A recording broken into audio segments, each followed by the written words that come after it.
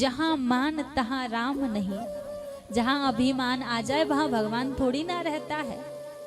भगवान ने पृथ्वी को लिया और पृथ्वी को लेकर आज 12 भगवान वृंदावन की भूमि पर आए और वृंदावन की भूमि में अपनी लीला स्थली का दर्शन कराने लगे। कहते हैं देवी यहाँ मैंने माखन चोरी लीला की, यहाँ कालिया मर्दन लीला की, यहाँ रास लीला की। अब पृथ्वी महारानी की बुद्धि घूम रही है। भगवान से पूछ लिया, प्रभु अभी तो आपने मुझे विराजित भी नहीं किया है, सृष्टि की रचना भी नहीं हुई, फिर ही वृंदावन कहाँ से आ गया। भगवान बोले, देवी वृंदावन पृथ्वी के ऊपर नहीं है। जब सारे संसार में प्रलय आ जाता है, लेकिन श्री धाम वृंदावन में कभी प्रलय नहीं आता, क्योंकि वृंदावन कोई धाम नहीं है, वृंदावन कोई तीर्थ नहीं है, वृंदावन तो ठाकुर जी का हृदय है। कहते हैं जैसे काशी, जो काशी नगरी है वो पृथ्वी पर नहीं है, काशी नगरी भगवान शंकर के त्रिशूल पर विराजित है।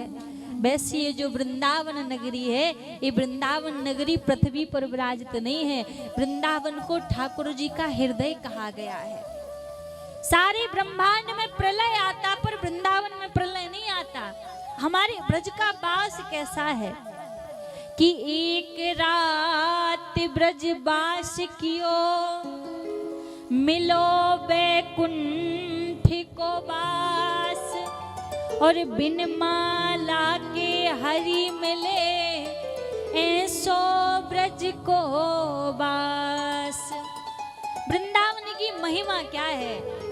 और जगह व्यक्ति को भगवान से मिलने के लिए नाम जपना पड़ता है, माला फेरनी पड़ती है, तब भगवान के दर्शन मिलते हैं। पर वृंदावन की तो महिमा ऐसी अनंत है कि बिन माला के हरि मिले ऐसो ब्रज को बास।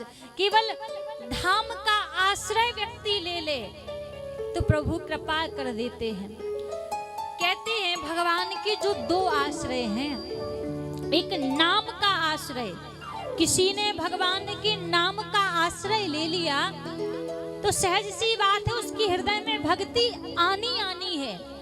और वैसे यदि किसी ने भगवान के धाम का आश्रय ले लिया तो भी सहज बात है कि उसकी हृदय में भक्ति उत्पन्न हो ही जाएगी, क्योंकि धाम की महिमा है। अब धाम में जो महिमा बताई है वो उस धाम की रज की महिमा है। आपको पता होगा 7 पुरियां ऐसी हैं जो मोक्षदायिनी है।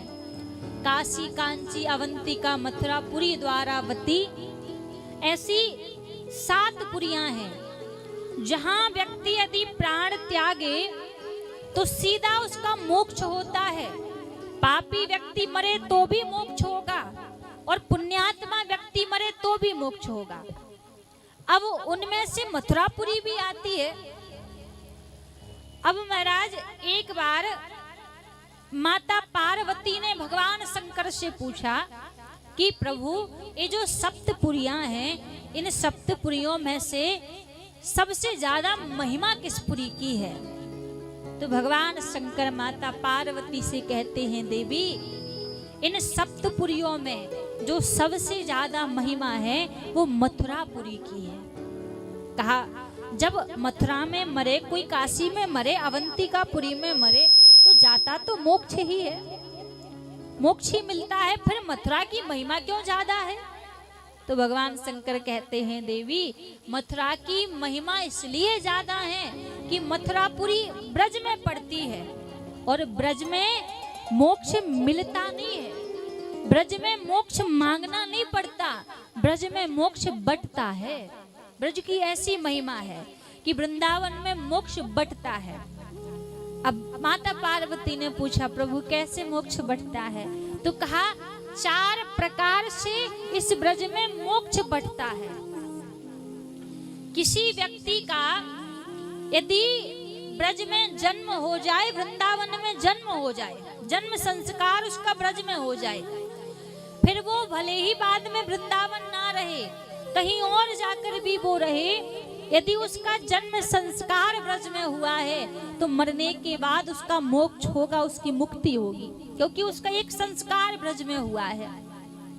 और दूसरा, यदि किसी व्यक्ति का जन्म भी ब्रज में नहीं हुआ है और ब्रज में उसका दीक्षा संस्कार हो जाए, जो नामदान दीक्षा होती है, गुरु दीक्षा, उसका दीक्षा संस्कार यदि ब्रज में हो जाए तो वो व्यक्ति फिर कहीं भी जाकर रहे, कहीं भी प्राण त्यागे तो उसका मोक्ष संभव है, मुक्ति संभव है। और तीसरा, यदि किसी व्यक्ति का जन्म भी ब्रज में ना हुआ हो, दीक्षा संस्कार भी ब्रज में ना हुआ हो, कहीं का भी रहने वाला हो और आकर यदि वो ब्रज में प्राण त्याग दे, ब्रज में उसके प्राण छूटे तो संभव बात है उसका उद्धार होता है, उसका मोक्ष हो जाता है। और चौथा, कोई व्यक्ति ब्रज में मरे भी ना, जन्म भी ना हुआ हो और दीक्षा भी ना हुई हो, यदि कहीं बाहर भी वो प्राण त्यागे और उसकी देह को लाकर यमुना के किनारे, यमुना पुलिन में अंतिम संस्कार कर दिया जाए तो महाराज भगवान शंकर कहते हैं देवी उस व्यक्ति को भी मोक्ष मिलता है। तो माता पार्वती ने कहा प्रभु बड़ी विचित्र बात है, ऐसे तो कोई पापी व्यक्ति भी आकर यहाँ प्राण त्यागेगा तो मुक्ति हो जाएगी, अब कोई पापी व्यक्ति भी बाहर प्राण त्यागे और लाके देह को वृंदावन यमुना किनारे जला दिया जाए, मुक्त हो जाएगा। ये तो बड़ी विचित्र बात है, कैसे मुक्ति मिलती है?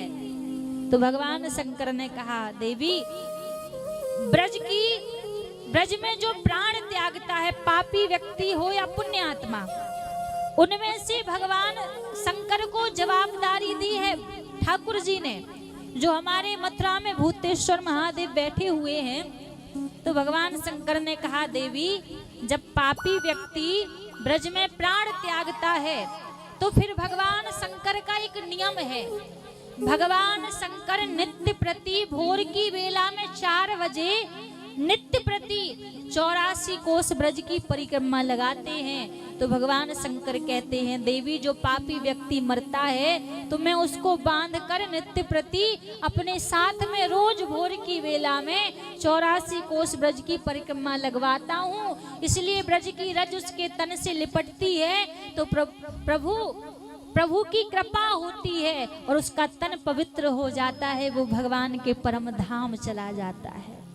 तो महाराज ऐसी इस ब्रज की महिमा है, यहाँ मोक्ष मांगना नहीं पड़ता, यहाँ तो मोक्ष सहज में बटता है, क्योंकि ब्रज में रज की महिमा है।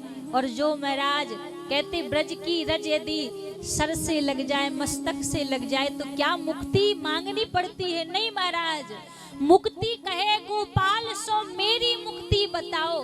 और ठाकुर जी क्या कहते हैं कि ब्रज रज ओढ़ मस्तक लगे सो मुक्ति मुक्त है जात। यदि ब्रज की रज उड़कर जिसके मस्तक से लग जाए महाराज तो वो मुक्ति भी मुक्त हो जाती है।